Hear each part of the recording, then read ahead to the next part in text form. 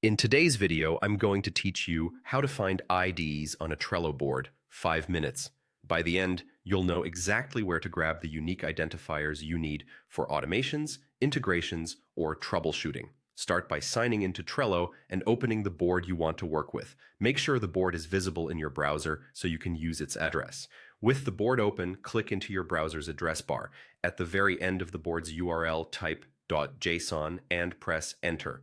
Your browser will load a structured snapshot of the board's data in JSON format. It might look like a wall of text at first. That's normal.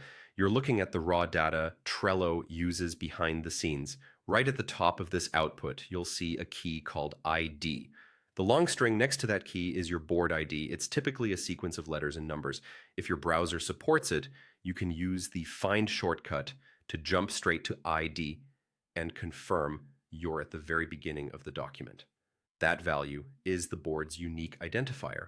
If you prefer to download the data instead of viewing it in the browser, there's another path. On the board, open the three-dot menu, sometimes labeled More. Choose Print, Export, and Share, then select Export as JSON.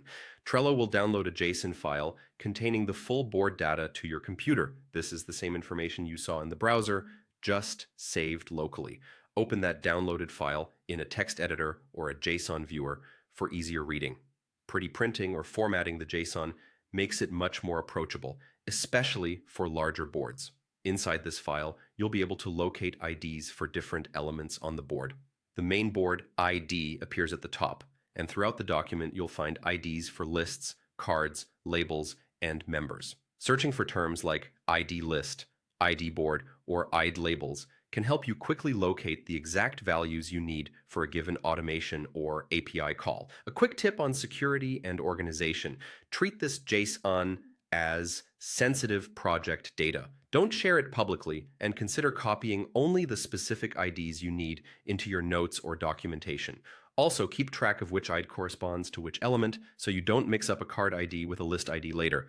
That's it. Use the in-browser .json view for a quick copy or export the JSON for a cleaner offline look. Thanks for watching, and happy building with Trello.